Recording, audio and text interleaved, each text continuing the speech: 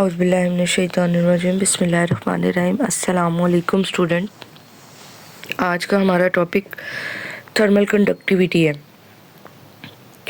Page number 196 thermal conductivity से पूरा complete 197 तक है। और ये जो 197 पर हमारे पास पिंक बॉक्स नज़र आ रहा है, ये आपका एच वर्क है।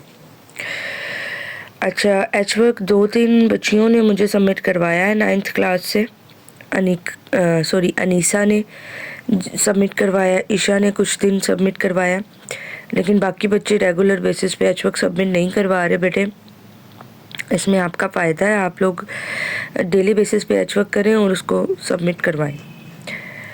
अच्छा जी, आज हमने थर्मल कंडक्टिविटी में अब हम देखेंगे जो कंडक्शन ऑफ हीट है वो डिफरेंट रेट के ऊपर डिफरेंट मटेरियल में किस तरीके से फ्लो करती है।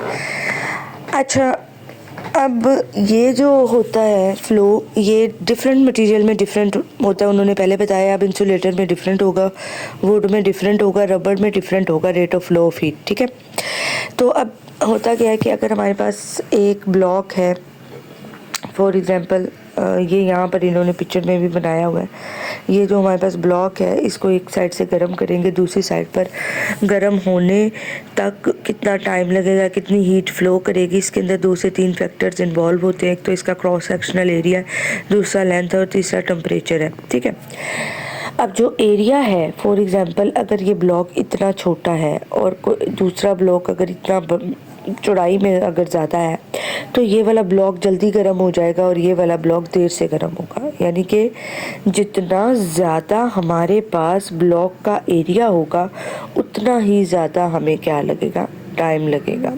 ठीक है, ब्लॉक को गर्म, rate of flow of heat उसमें उतना स्लो होगा। अब यहाँ पर इन्होंने क्रॉस सेक्शनल एरिया में बताया है कि rate of flow of heat जो है वो डायरेक्टली प्रोपोर्शनल है एरिया के।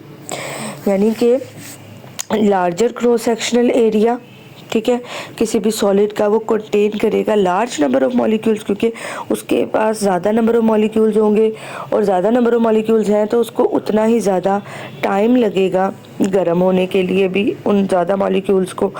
तो फिर हमें rate of flow of heat भी बढ़ाना पड़ेगा। तो rate of flow of heat जितना ज़्यादा, एरिया भी उतना ज़्यादा। अच्छा जी, आगे आ जाती है लेंथ।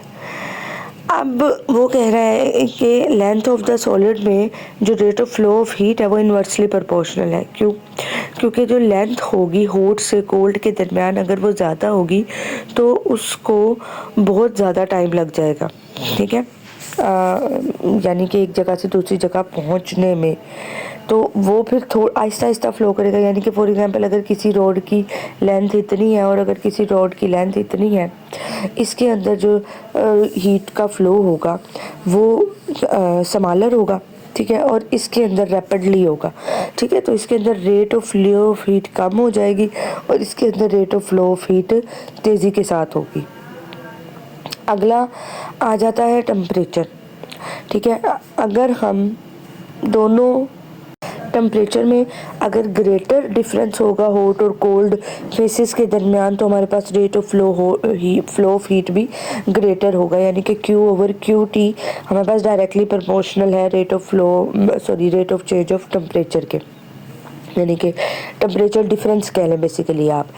तो delta Q over delta T जो है हमारे पास T1 माइनस T2। अब हम इन तीनों इक्वेशंस को इकट्ठा करते हैं, इसको और इसको।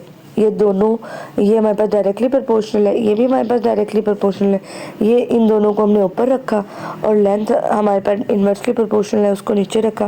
प्रोपोर्शनैलिटी कांस्टेंट यहाँ पर अगर हम रिमूव करें तो हमारे पास ये कांस्टेंट, प्रोपोर्शनैलिटी का साइन रिमूव करें तो प्रोपोर्शनैलिटी कांस्टेंट K आ जाएगा और हमारे पास ये फार्मूला बनेगा। ठीक है, और अगर आपने यहाँ से ये इस फार्मूले की मदद से आप उस बॉडी का जो हॉट से कोल्ड हो रही है, कोल्ड से हॉट हो रही है, उसका rate of flow of heat मालूम कर सकते हैं। अगर आपने वो कांस्टेंट निकालना है कि कितने कांस्टेंट के साथ, कितनी वैल्यू के साथ rate of flow of heat हो रही है, यानी कि सिंपल K की वैल्यू निकालनी है, तो बेटे इधर जो ये A और T इधर मल्टीप्लाई हो रहे हैं, इस तरफ ला के डिवाइड हो जाएंगे। L इधर आके मल्टीप्लाई, A और T1 माइनस T2 इधर आके क्या हो जाएगा, डिवाइड हो जाएगा। अच्छा जी, आगे देखें हम यहाँ पर वो डिफाइन बताते हैं कि rate of flow of heat across the opposite faces of metre cube of a substance maintained at a temperature difference of 1 kelvin is called the thermal conductivity of substance. वो कह रहे हैं कि जो rate of flow of heat होती है ना opposite faces के दरमियान किसी क्यूब सब्सटेंस के अंदर, उसको अपना टेम्परेचर मेंटेन करने के लिए एक केल्विन डिफरेंस रखना पड़ता है, यानी कि टेम्परेचर का एक केल्विन डिफरेंस टेम्परेचर वो रखे, उस चीज़ को हम thermal conductivity of the substance का नाम दे देते हैं। तो बेटे ये आपका आज का काम था 16 डेट का, और इसमें पिंक बॉक्स जो है आपने एचवर्क करना है और अपना काम डेली बेसिस पे करें, याद भी करें। अल्लाह ताला आपका हामी और नासिर हो। अल्लाह हाफिज़।